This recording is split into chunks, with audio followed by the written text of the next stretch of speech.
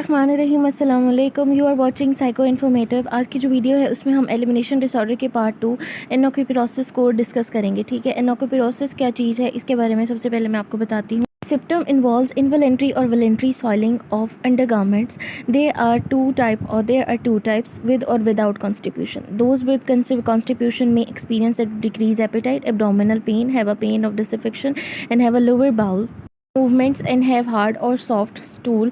Those without constipation do not have these symptoms. ठीक है, अच्छा अब वो कह रहा है कि सिम्टम जो होते हैं वो इनवॉलेंट्री और वॉलेंट्री होती हैं। ठीक है, सॉइलिंग हो जाती है। इसके अलावा जी इसमें जी कॉन्स्टिप्यूशन भी हो सकती है और नहीं भी हो सकती। ठीक है, अब आगे वो बता रहा है कि अगर कॉन्स्टिप्यूशन होगी तो उसके साथ क्या होगा और अगर कॉन्स्टिप्यूशन नहीं होगी तो उसके साथ क्या होगा। ठीक है, अब हम देखते हैं इसके डायग्नोस्टिक क्राइटेरिया को। DSM के मुताबिक अगर हम इसका डायग्नोस्टिक क्राइटेरिया देखें तो वो है जी repeated passage of the feces into inappropriate places. ठीक है, यानी कि किसी भी जगह पर जो है वो फीकस का पास हो जाना। ठीक है, इसके अलावा at least one such event a month for at least 3 months, यानी कि 3 महीनों में ये होना ज़रूरी है। उसके बाद क्रोनोलॉजिकल एज जो है वो भी बहुत मैटर करती है, यानी कि जी क्रोनोलॉजिकल एज जो है वो एटलीस्ट 4 ईयर होनी चाहिए या फिर जो है वो डेवलपमेंटल लेवल पर होनी चाहिए। इसके अलावा the behaviour is not exclusively due to the physiological effect of a substance laxative or a general medical condition except through a mechanism involve constipation. यानी कि हमें पता है कि कुछ मेडिकेशंस की वजह से जो है वो या तो लूज़ मोशन आना शुरू हो जाते हैं, यानी कि उसमें ज़्यादा लेक्सेटिव्स होते हैं और कुछ की वजह से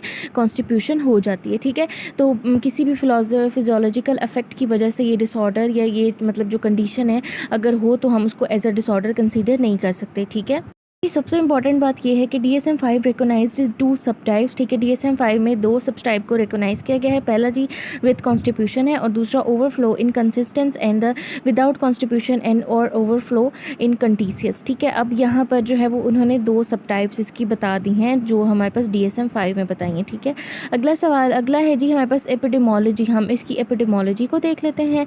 तो एपिडेमोलॉजी के मुताबिक जो है कि बिटवीन 1.5% और 7.5% children suffer from enocopiresis. 25% of the visit to pediatric gastroenterological clinic और 3% of the visit general pediatric clinic are due to the enocopiresis. ठीक है, 8% से लेकर 7.5% तक जो बच्चे होते हैं उनको इनोकोपरेसिस होता है। तो 75% जो है वो मतलब कि गैस्ट्रोलॉजिस्ट के पास जाते हैं जो कि मैदे का मतलब डॉक्टर होता है। इसके अलावा जो 3% होते हैं वो जर्नल फिजिशियन या जर्नल क्लिनिकेशंस के पास जाते हैं। ठीक है, the estimate prevalence of the encopresis in 4 year old is between 1 to 3%। ठीक है, यानी कि बहुत रेयर है। इसके अलावा जी this disorder is thought to be more common in male than female by factor of 6 to 1, यानी कि ये जो है वो मेल में ज़्यादा होता है, फीमेल में ये कम होता है। अगला है जी हमारे पास एटोलॉजी। अब देख लेते हैं कि इनोकोपरेसिस इज कॉमनली कॉज्ड बाय कॉन्स्टिप्यूशन। सबसे पहली बात की क्यों होता क्यों है कि ये कॉन्स्टिप्यूशन से स्टार्ट होता है, यानी कब से स्टार्ट होता है। उसके बाद जी रिफ्लेक्सिव विड्रॉल ऑफ स्टूल, यानी कि जो हमारे पास अनकोलेवलेंट्री हो सकता है, यानी कि स्टूल पास हो जाना, पता नहीं चलना। इसमें physiological factor, psychological, neurological factor हो सकते हैं, किसी किस्म की सर्जरी हो सकती है।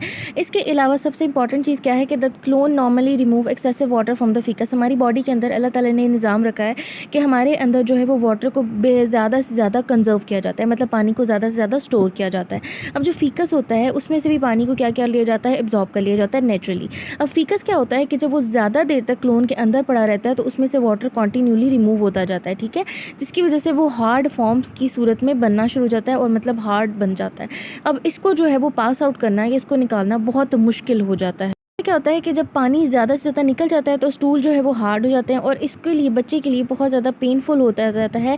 अपने जो बाउल मूवमेंट है या उसको प्रोसीड करने में बहुत उसके लिए मुश्किल हो जाती है। ठीक है, जैसे ये मामला शुरू होते हैं तो ये एक साइकिल की शक्ल इख्तियार कर लेते हैं। ठीक है, अब बच्चा क्या होता है कि वो अवॉइड करता है इस पेन को। ठीक है, इस पेन को अवॉइड करने के लिए वो बाथरूम जाना जो है वो छोड़ देता है और टॉयलेट एपिसोड से मतलब कि पेनफुल टॉयलेट एपिसोड से अवॉइड करना शुरू कर देता है।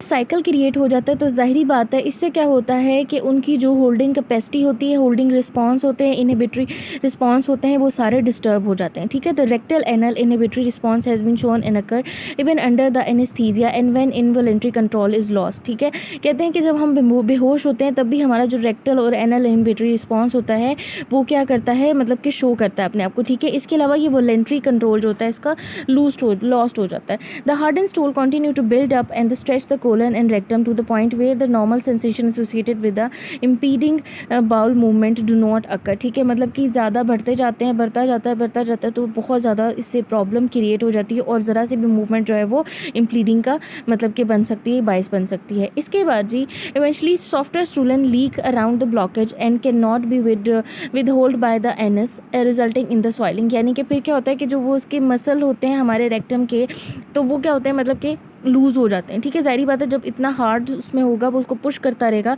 तो जो लिक्विड भी होगा वो बहुत जल्दी से तेज़ी से बाहर आ जाता है। इसकी वजह से जी ये सॉइलिंग कॉज करता है। The child typically has no control over these leakage accident. ठीक है, अब बच्चे का कंट्रोल तो रहता नहीं है इसके ऊपर। ठीक है, अब क्या होता है जी, may not be able to feel that they have occurred or are about to occur due to losses of sensation in the rectum in the rectal inhibitory response. वही बात है कि जब हमारे रिस्पॉन्सेज डिस्टर्ब हो जाते हैं तो मतलब कंट्रोल जो है वो भी हमारे माइंड से, मतलब जो हमारे मतलब ब्रेन के कंट्रोल में चीज़ें वो भी उस कंट्रोल से निकल जाती हैं। ठीक है, strong emotional reaction typically result from the field and repeated attempts to control this heavily body product. यानी कि इससे क्या होता है कि बच्चे की जो मेंटल इफेक्ट होते हैं, उसकी बॉडीली इफेक्ट होते हैं, वो बहुत ज़्यादा हार्म होते हैं। ठीक है, सारी बात है उसको अब्यूज़ करेंगे, मतलब बच्चे को डांटा जाता है इस चीज़ के ऊपर, जबकि उसका इसमें कोई कसूर नहीं होता। ठीक है, तो ये बहुत बड़ी प्रॉब्लम्स क्रिएट करता है आगे जाके। These reaction in turn to the main complicated conventional treatments using stool softener, उसके बाद sitting demands and the behaviour strategies. अब इसको जो है इनको मतलब कि किस तरह से हम डील कर सकते हैं कुछ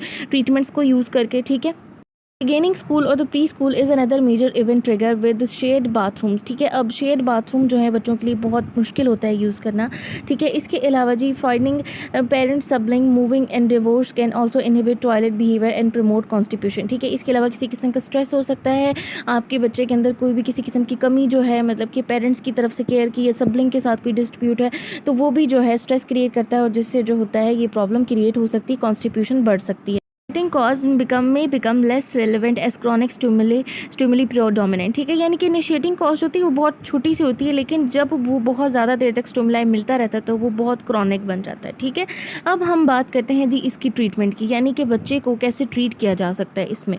Many pediatricians will recommend to following 3 prolonged approach to the treatment of inocuparesis associated with the constipation। सबसे पहले क्लीनिंग आउट, फिर उसके बाद यूजिंग स्टूल स्टॉफनिंग एजेंट, इसके अलावा जी scheduling sitting time and typically after meal. ठीक है, मतलब कि बच्चे को उसकी आपने कंडीशनिंग ही करनी है, मतलब उसके बिहेवियर को कंडीशन करना है ताकि वो इस सब का आदी हो जाए, वॉशरूम को यूज़ करने का आदी हो। अब इनिशियली क्लीन आउट में क्या होता है कि इज़ अचीव्ड विद द एनेमेजी और लिग्जेटिव और बोथ, यानी कि इसमें जो है वो लिग्जेटिव्स दिए जाते हैं। इससे क्या होता है कि जो स्टूल होता है वो सॉफ्टनर हो जाता है, स्टूल सॉफ्टनर यूज़ किए जाते हैं जिसमें जी हमारे पास एनेमेजेस और लिग्जेटिव्स होते हैं। क्या काम करते हैं कि ये जो डेली बेसिस पे यूज़ करते हैं बच्चे, उनके जो है वो स्टूल जो है वो सॉफ्ट हो जाता है और इसके अलावा जो allow the stretch bowel to return to its normal size. ठीक है, और इसके अलावा जो स्टूल मतलब बहुत ज़्यादा स्ट्रेच हो जाता है उसको भी नॉर्मल कर देता है। ठीक है, उसके बाद तीसरी क्या चीज़ है, the child must be taught to use the toilet regularly in retain his or her body. ठीक है, यानी कि अपनी बॉडी को बच्चे को पता होना चाहिए कि उसने कितनी देर तक टॉयलेट को यूज़ करना है और कितनी देर वहाँ पर बैठना है। ठीक है, is usually recommended that the child to be required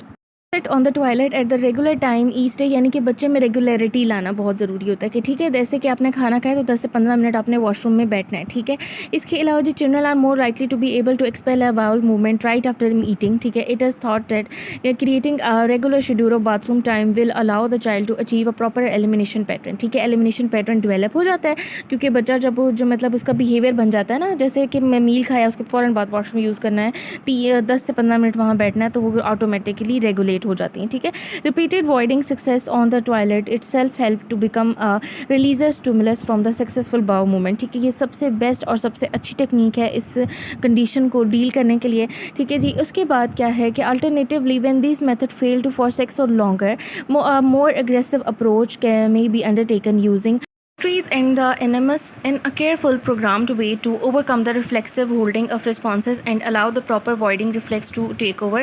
ठीक है, अब इसमें जो है वो सपोस्टोरीज दी जाती हैं और इसके अलावा जी एनेमेस दिया जाता है। ठीक है, जिससे क्या होती है कि रिफ्लेक्सेस जो है वो टेक ओवर कर लेते हैं और रिफ्लेक्सेस जो है इस सारी मूवमेंट को कंट्रोल कर लेते हैं। ठीक है, failure to establish normal bowel habit can be result in the prominent stretching of the colon. ठीक है, ये बहुत ख़तरनाक है, इससे जो हमारा कॉलन होता है उसकी जो है वो परमानेंट स्ट्रेचिंग भी हो जाती है बच्चों में। ठीक है, अलावा जी certainly allow this problem to continue for a year with the constant assurance that the child will grow out of it should be avoided. यानी कि ये नहीं हम कह सकते कि बच्चा बड़ा हो जाएगा तो ठीक हो जाएगा, बच्चा ठीक हो जाएगा, बड़ा हो जाएगा तो ठीक हो जाएगा। इससे क्या होता है, प्रॉब्लम्स और ज़्यादा बढ़ती हैं। ठीक है, तो इस चीज़ से आपने अवॉइड करना है।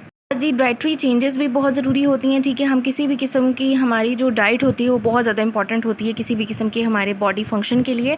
ठीक है, तो इसमें क्या होता है कि डाइट कुछ रिकमेंड की जाती हैं जिसमें जो है वो कॉन्स्टिपेशन कॉजिंग चीज़ों को निकाल कर जो है वो लिग्जेटिव्स की फाइबर की फॉर्म में चीज़ें दी जाती हैं। ठीक है जी, इसमें रोका जाता है डेयरी प्रोडक्ट से, पीनट से, कुक्ड कैरेट से और बनाना से। इसके अलावा जी इंक्रीज़ हाई फाइबर फूड्स जो हैं वो हाई फाइबर फूड्स को इंक्रीज़ कर दिया जाता है। ठीक है, जैसे फ्रूट्स, वेजिटेबल, पानी की इंटेक बढ़ा दी जाती है। इसके अलावा जी limit drink with the coffee, caffeine जो है, कैफ़ीन, सोडा, टी, इन सबको जो है मतलब कि लिमिटाइज़ करना होता है। इसके अलावा जी provide well balance meat snack and the limited fast food, junk food that are high in the fat and sugar. यानी कि जितने भी जंक फूड होते हैं या जितने भी प्रोसेस्ड फूड होते हैं उनमें हाई अमाउंट ऑफ शुगर और फैट्स मौजूद होती है जो कि बहुत ज़्यादा मतलब कि स्टूल्स को थिकन करती हैं या फिर उसको हार्ड करती हैं। ठीक है, तो इन चीज़ों से भी अवॉइड किया जाता है। इसकी जो सबसे ज़्यादा स्टैंडर्ड बिहेवियरल ट्रीटमेंट है वो कौन सी है जी, फंक्शनल इनॉक्यूपेरेसिस की, that has been shown with the highly effective is motivational system such as contingency management system. Contingency management system जो है वो यूज़ किया जाता है, usually an incentive based system that reward the children for positive behaviour and achieving goal in overcoming encopresis. ठीक है, वही बात है, इसमें कंडीशनिंग की जाती है, बच्चे को जो है वो अच्छी चीज़ों के लिए इनाम दिया जाता है। मतलब अगर वो इस चीज़ को सीखता है, प्रैक्टिस करता है तो उसको जो है वो इनाम दिया जाता है। ठीक है जी, तो इससे क्या होता है कि वो इस चीज़ को ओवरकम कर लेता है और उसमें पॉजिटिव बिहेवियर्स आना शुरू हो जाते हैं। ठीक है, तो ये थी जी मेरी आज की वीडियो। उम्मीद करती हूँ आज की वीडियो आपके लिए काफ़ी हेल्पफुल होगी। अगर आपका कोई भी क्वेश्चन होगा तो आप मेरे से कमेंट सेक्शन में पूछ सकते हैं। इसके अलावा जी अगर आप मेरी वीडियो को पहली बार देख रहे हैं तो मेरे चैनल को सब्सक्राइब ज़रूर कीजिएगा। अपना बहुत सारा ख्याल रखिएगा। मैं आपसे मिलूँगी नेक्स्ट वीडियो में, तब तक अल्लाह।